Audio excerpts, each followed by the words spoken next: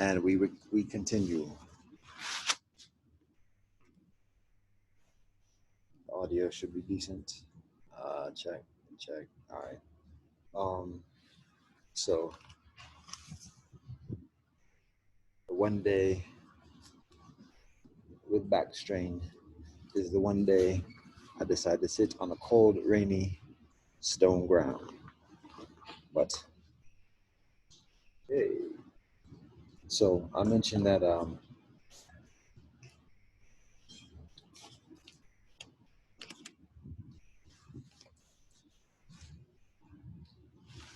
consensus building. That consensus is a significant component of this joint, and that warrants like a whole convo about how to do consensus. But um, for the purpose of this joint, I'm just going to say consensus is a significant factor, and consensus is easier to do again when the collective is smaller, um, the components are smaller, and there is a culture of cohesion where people champion being with each other and supporting each other rather than just getting what they can out of a collective decision.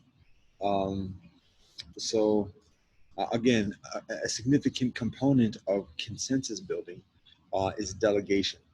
Rather than trying to make all the difficult decisions as a collective entity, identifying people within the community, within the collective, that have some type of expertise, have some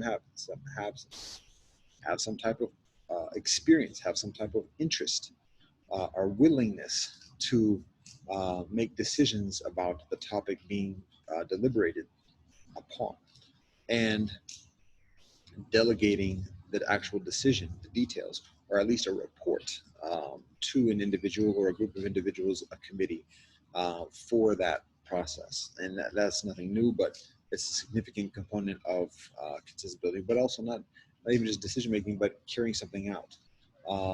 So uh, again, in a culture of cooperation, um, there is increased amount of propensity and comfort in delegating and trusting in the delegation. So there's that. Um, Now we get into the economics. What kind of economics goes with ethocracy? Well, again, all different types of economics can be different economic systems can be utilized within an ethocracy, just like different economic systems are compatible with different forms of political decision making. Um, there are certain economic systems that are increasingly attuned with that culture of cooperation, and people might again think immediately communism. Like I said, it's different than communism. People might say socialism. Well, there may be something to that. But again, it's other than giving up all of one's possessions or whatever trappings for the sake of the collective. But there is again a basic tending to the needs of, first of all, a basic care for all people within the society, and with that care means that that care means that um, the society, the collective, um, come what may, provides for the basic needs of the individuals within society. So, food, shelter, clothing, supplies, health, employment, and additionally. So, those are things that are typically associated with socialism.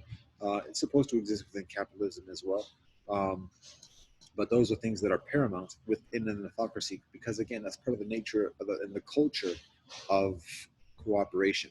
Um, and it's not just something that's a superficial kind of mouth service or whatever. It's a matter of genuinely abiding and practicing that, optimally practicing that. So that is consideration with that. And again, there's also propensity for economic motivating uh, methodologies based upon personal gain and acquiring trappings in addition. Uh, so we find this again evident in a number of societies, and actually a number of societies that are considered to be um, favorably um, situated in terms of socioeconomic experience, where there are socialist or democratic socialist or other type of nuances of a shared ideology or an ideology of sharing within the economic system. So that's part of the culture. It's conducive to the autocracy as well. Um, a significant consideration within this when we were talking about the application of autocracy amidst the aggregate of cultures, traditions, and customs around the earth is caste. And so, if we're talking about economic system and socialism and everything, there might be the presumption of free labor, meaning labor people that are able to choose what they want to do, this and the other. And so um, that might be an automatic presumption within Western thinking, but in Eastern and additional thinking, it's like, uh, is that actually the case? And even in Western thinking, is that actually the case? Uh, Pun unintended. Um, so here's the thing with autocracy. Again, this is not a written. It's not a hard fast rule. It's just these are scenarios, different scenarios of autocracy. So one scenario that is found conducive with autocracy is uh, the caste choice methodology, and by this, it is recognizing both the benefit within the caste system as well as the benefit within the choice system. Choice meaning, again, people have the ability to learn another trade that's different from what is historically associated with one's family and heritage, and pursue that trade, particularly amidst the perceived socioeconomic distinctions in practicing that trade or that occupation. So there's benefits with both approaches, and there are detriments with both approaches. And so it's a matter of I gotta watch this mic thing because I've done that before. Um, if I'm sitting cross-legged, and so it's somewhat awkward to sit it on my lap, and then also the mic thing plays into it. Uh, and if I hold it, it gets jittery, and then I also put my hand on the mic.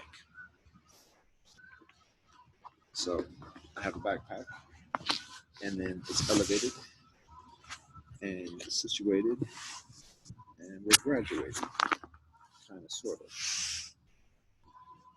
All right. So uh, in the caste system, we can look at the benefits.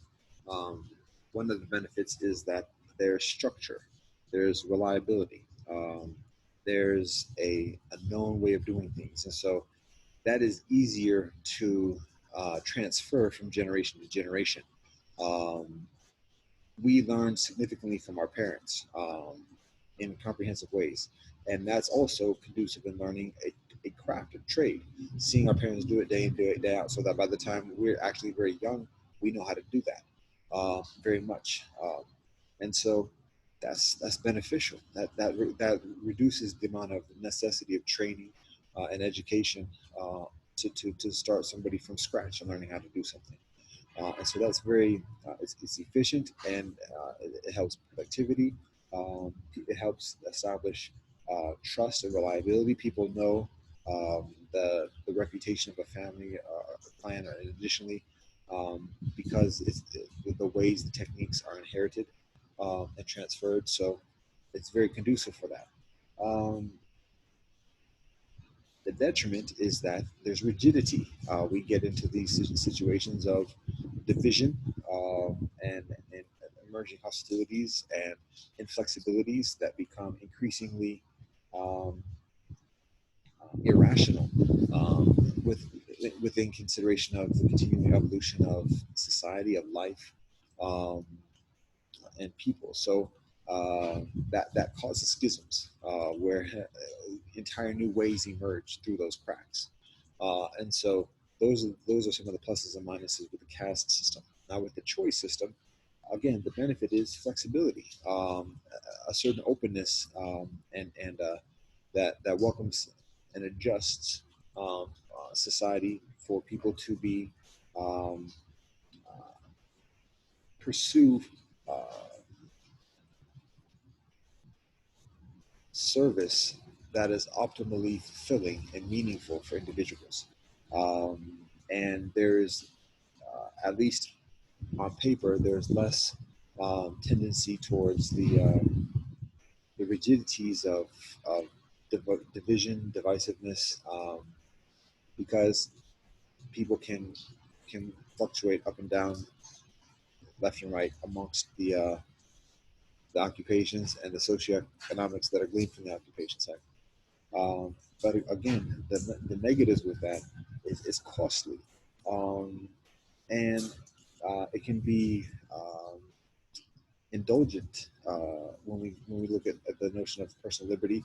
It's also costly, not just in terms of training people, but it causes schisms within families, because when somebody practices a trade that's different from the parents, um, that's a disassociation, and it may seem just, oh, it's just work, but that's a significant differentiation from the parents, particularly when there is a significant behavioral, culture, discipline, socioeconomics with the trade. For example, if the parents are blue collar factory workers, and a child becomes a doctor, um, a lot of school, a lot of cost for the education, but then a doctor lives a different lifestyle, a different discipline than blue collar factory workers, a different social scene, and ways of being perceived as acceptable, and proficient, and favorable in terms of instilling trust within colleagues, but also trust within clients, the patients, and additionally, it's completely different. So where the blue collar workers might go to on the weekend to the wherever and do whatever and not worry about it because they're not on the clock, they don't have to worry about it. Oh, a doctor got to answer for things. So it's a completely different thing. And people might say, well, the people can socialize, but it's a different walk of life, and that's a schism, an intergenerational schism, and that's costly within society. Now, people might say, well, that's what people decide. But it's not a matter of saying what's benevolent or malevolent. It's just a matter of recognizing the cause and effects. And again, there's pluses and minuses. If I can be perceivably contradictory in that sequence of sentences, um, they're pluses and minuses.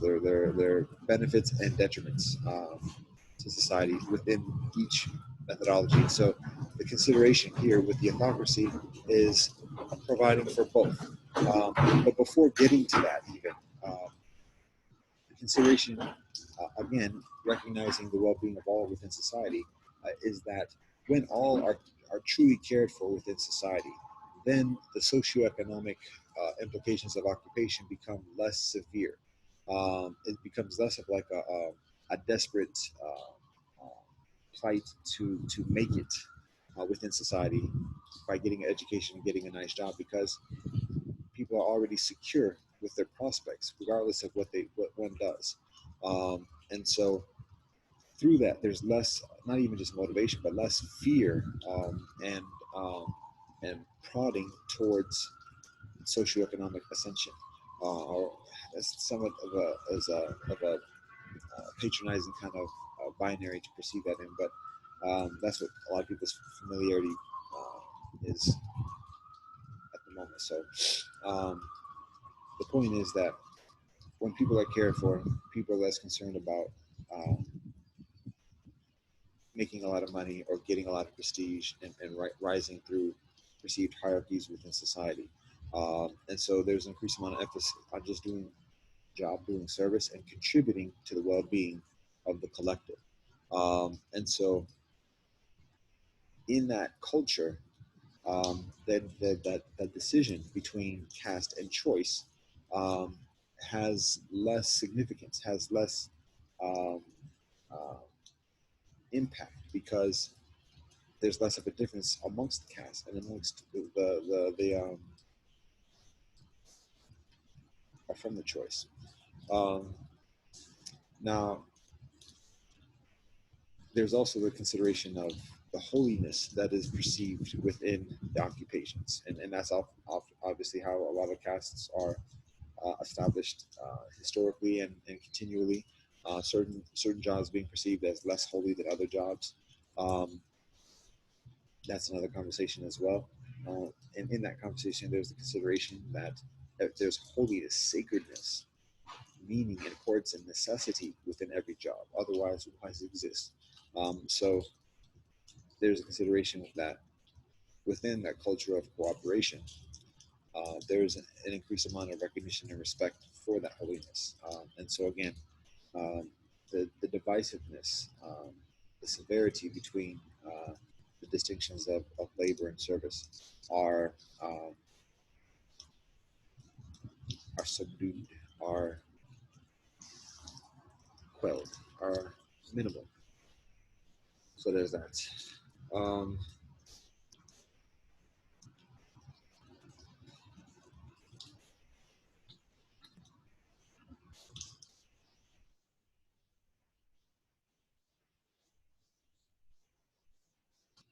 so then we get into education, and I mentioned before the education being provided, and that's education to the highest. Just like people recognize the benefit of and the necessity of society educating people to a certain degree, usually prep school or high school,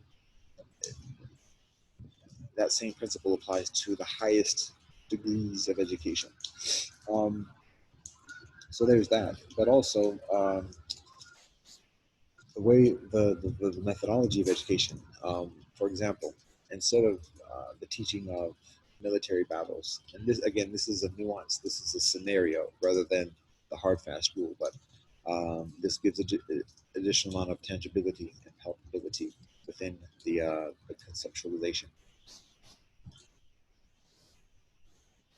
In civilization studies, in history, civics, and additionally, um, a lot of emphasis is in history, and the emphasis within history is within the sequence of battles and kingdoms that are had within the different collectives of humanity.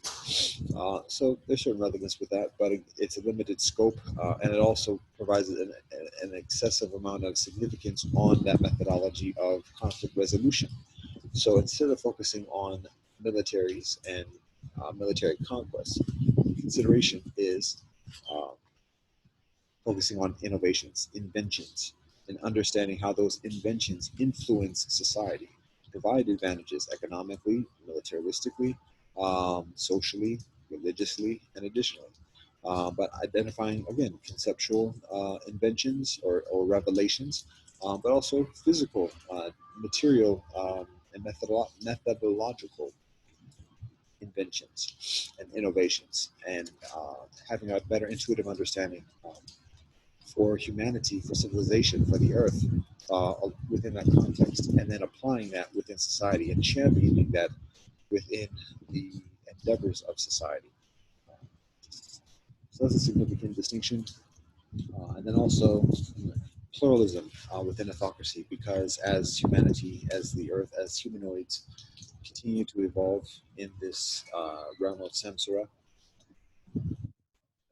there is an increased amount of interaction and a calling for cooperation and reconciliation amongst the different peoples of humanity, of humanoids. So that requires having a certain amount of knowledge about each other. I don't uh, knowing about each other's history, not necessarily agreeing with each other's principles or teachings, but at least knowing what those are, so that the agreements and the negotiation and the cooperation that is gleaned between the different communities and amongst the different communities as pluralistic societies is increasingly effective, efficient, productive, enduring, honest, um, all that, prosperous, happy, trusted. That requires some education, some preliminary effort to prepare students to embark upon that endeavor of cooperation. Pluralism. Uh, all right, so there's an additional factor when it comes to economics also is multifaceted labor. And so, again, this is just another scenario, but in this approach of multifaceted labor, Um, Instead of an individual training to do one type of job for the rest of life, um, it is a matter of identifying three categories of occupation and an individual being trained in each of those three categories in a job in a occupation within each of those three categories. Those three categories are intellectual or mental. The second one of those is physical, utilizing the body, uh, physical labor, and then the third one is craft, meaning um, uh, music, arts,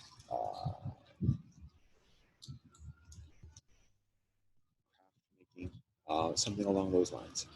So those are three. And intellectual means like using the mind, obviously writing, speaking, something to that effect. So an individual being trained in each of those in a job for each of those three categories, and it doesn't necessarily mean fully trained, but having enough of knowledge that person can do that, particularly on a part-time basis. And the consideration with this is one, again, an idea of cohesion within society. When a person learns how to do a trade within a craft that's different from, or an occupation that's different than oneself, there's respect for that, and respect for the work that goes into it, the genuine work that goes into that.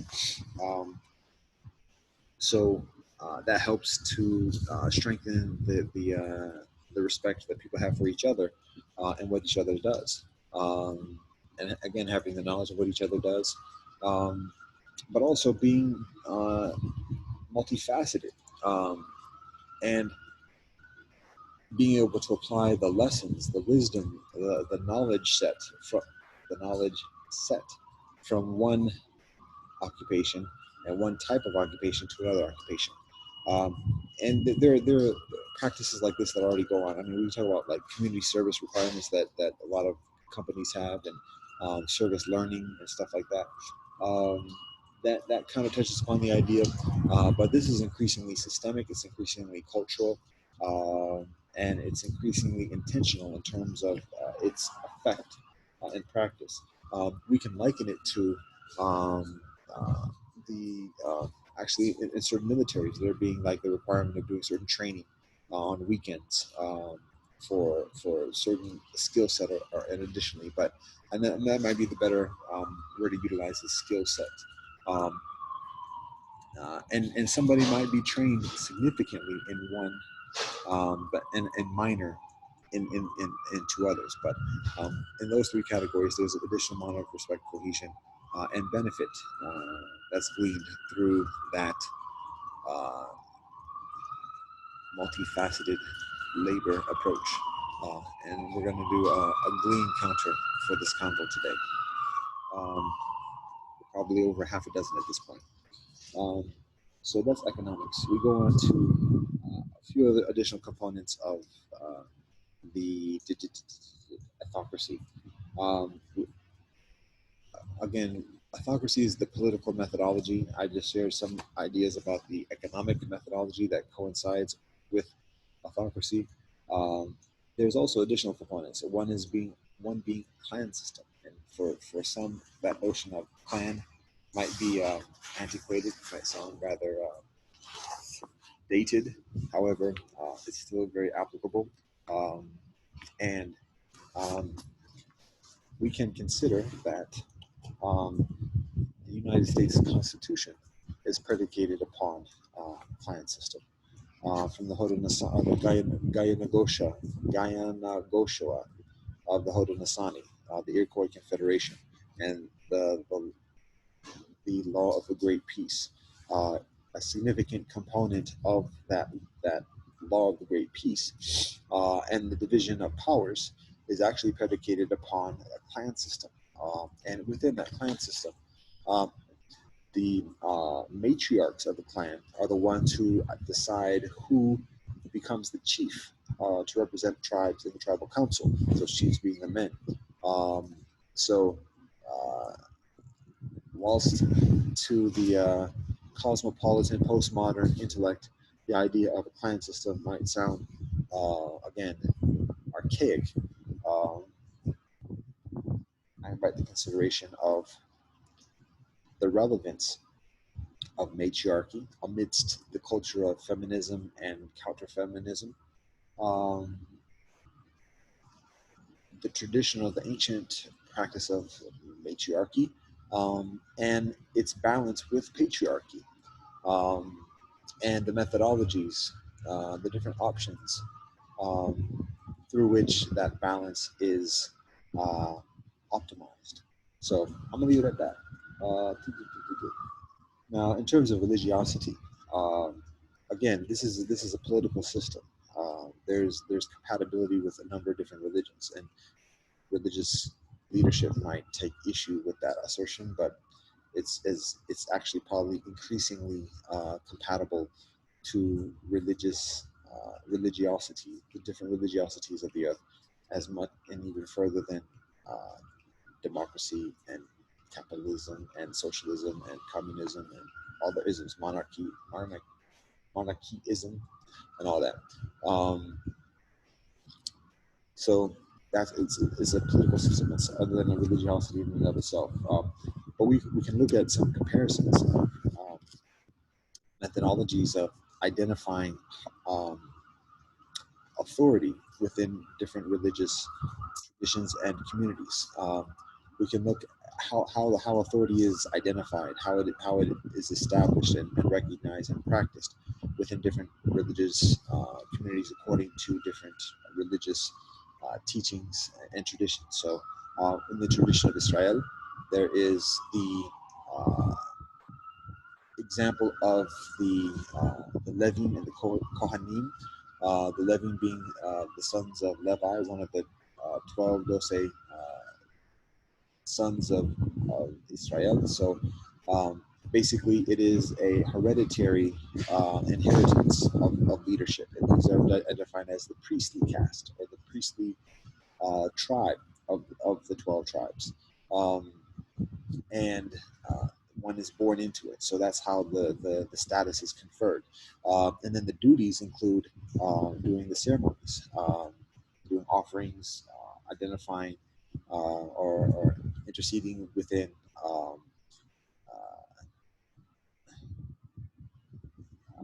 disease or affliction, and additionally. And so the priestly caste has specific duties and also has certain benefits, also has a significant amount of responsibilities and restrictions, but is recognized by the community accordingly. Again, it's conferred through heredity, inheritance, familiar inheritance. So those are some of the components of that methodology of authority.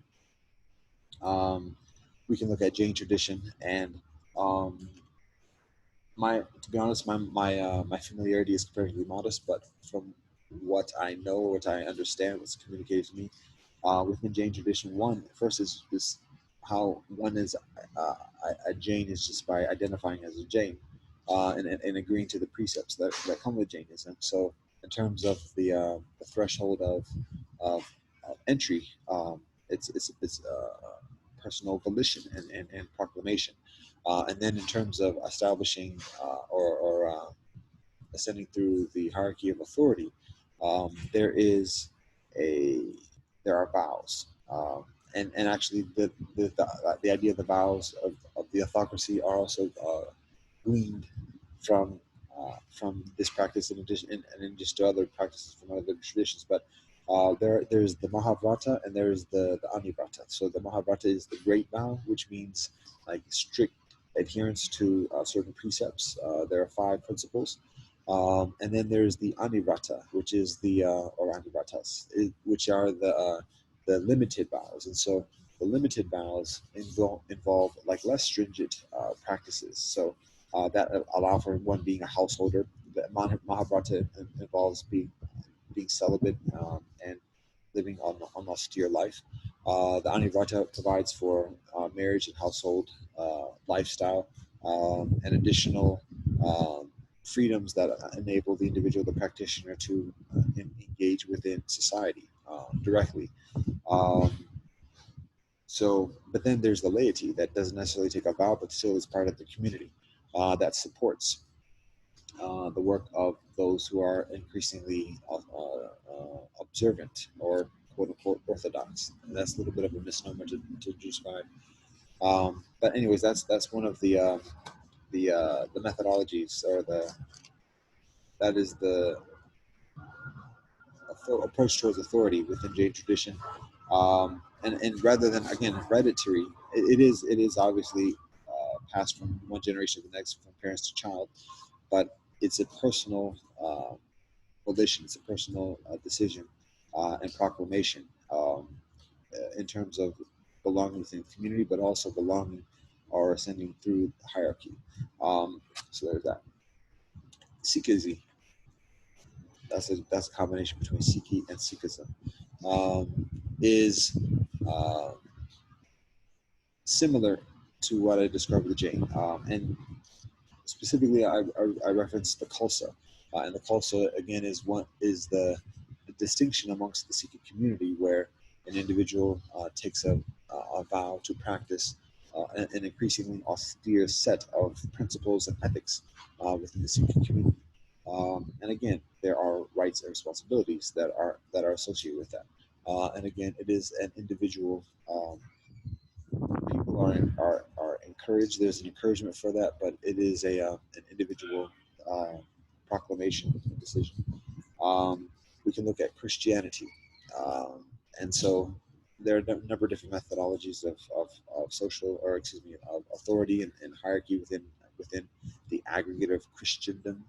But if we look traditionally in terms of like the Catholic Church, obviously there's the ordainment of priests, and the priests live by a higher sect of, or a higher um, uh, practice of ethics and discipline.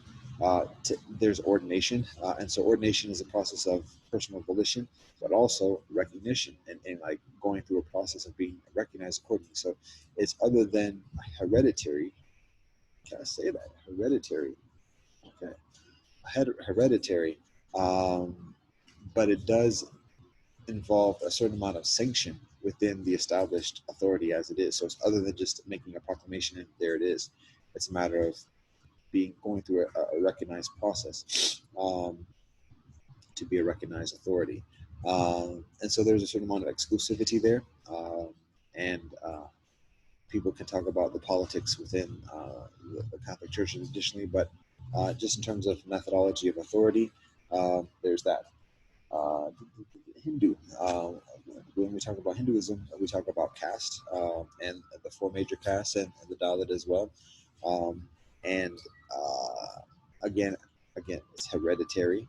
Um, so, an additional element, though, when it comes to the consideration of caste system, the Varna system within Hinduism, is the option of opting out, becoming an ascetic. But in becoming an ascetic, um, a one who is a spiritual practitioner or a renunciant, it means giving up a lot of things that all that the householders within that caste do, being married, having children, having a job, uh, having a house, and additionally, and so um, there is that option, that opportunity for being recognized as a certain authoritative entity within society as a whole, but that comes with a significant cost that precludes the propensity of inheritance to another generation. So that's like the general component of authority within Hindu tradition, basically. And all these are like very rudimentary kind of summaries or summations. But continuing on, Buddhist tradition. Um, Again, Buddhist tradition coming from Hindu tradition or emerging from Hindu tradition.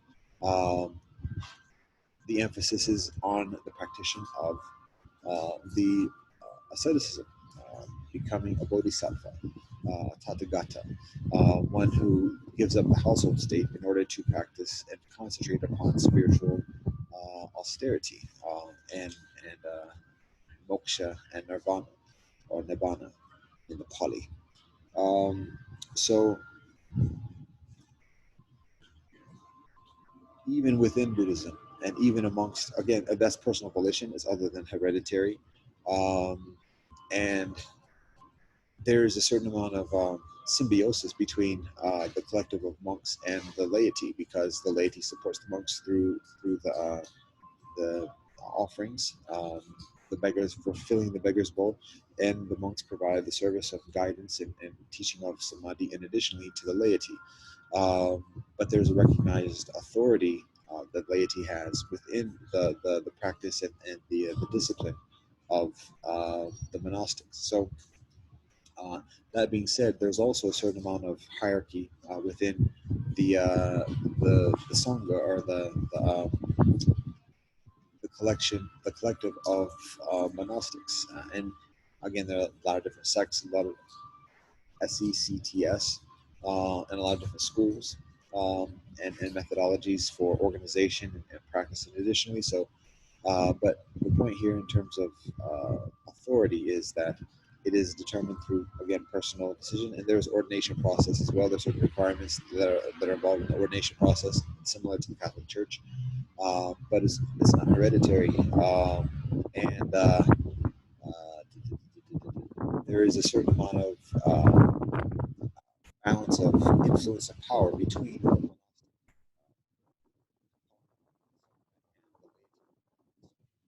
So we're almost there. I've been at this for a while now. This is right. To Islam. So within Islam, the authority is the Quran, and the authority amongst the individuals within the Ummah is knowledge of the Quran. And so again, this is personal volition.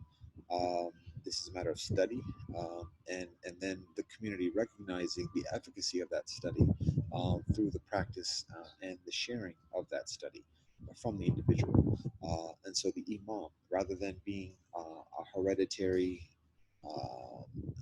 title and office that's passed from parent to child, it's determined through the community by recognizing the learning within the individual. Haha, I got my legs stretched out and I got white socks showing up uh, uh, with my flood pants rolled up. Anyways, just sharing conditions. So it's the community that recognizes the learning within the individual based upon the individual's volitional study of the Quran. And that's the basic component of the authority within the Ummah. Traditionally, that's what it's supposed to be.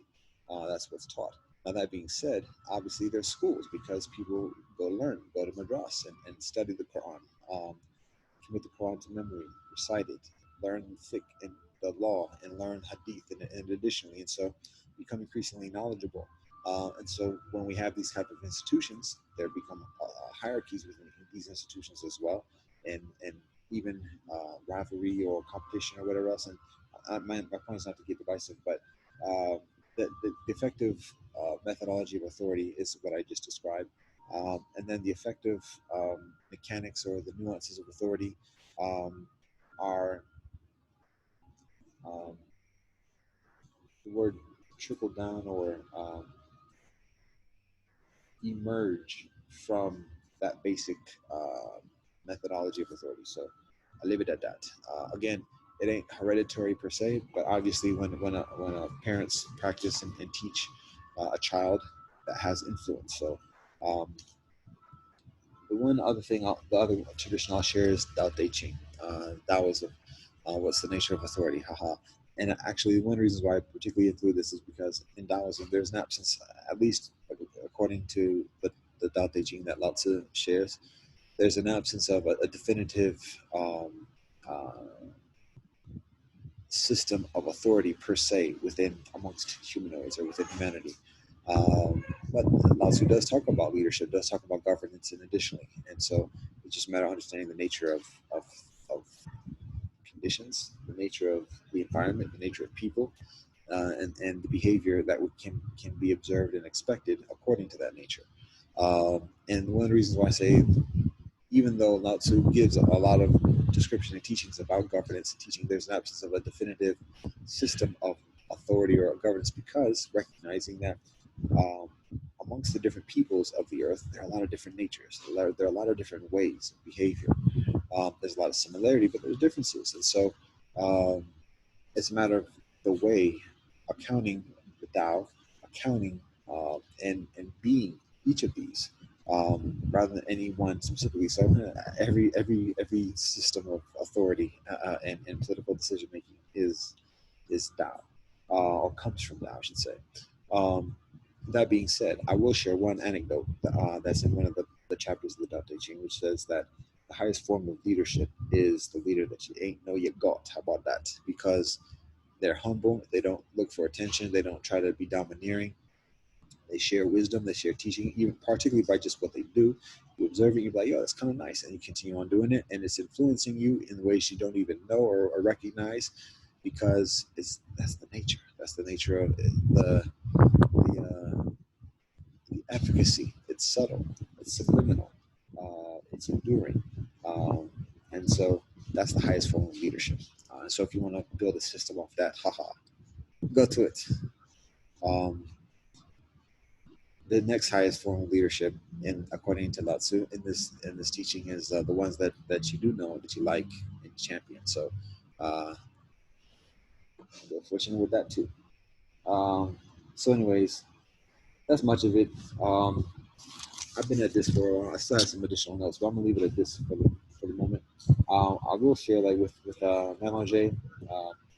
Like I said, a lot of it is gleaned each of these traditions, each of these approaches, and consensus building, egalitarianism, delegation of decision making and responsibility. Um, I do also emphasize the notion of a great vow, a limited vow, and the laity. The great vow, again, being a very stringent practice of ethical discipline.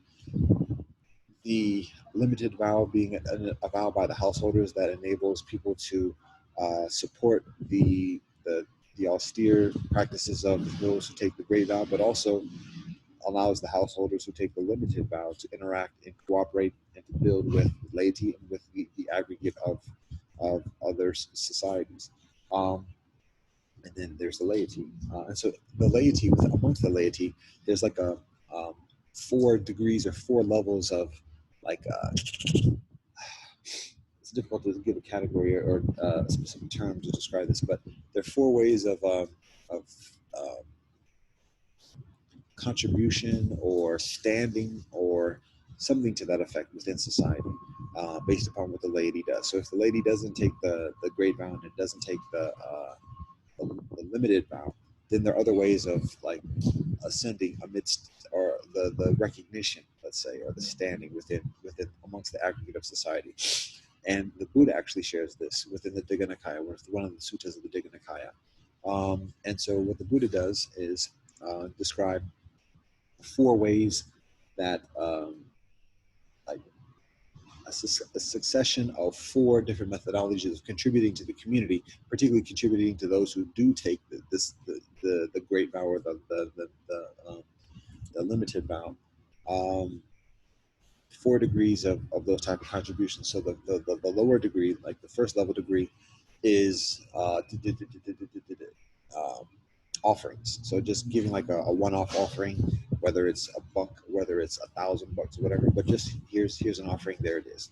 That's like the first level, kind of giving or contribution to the cause.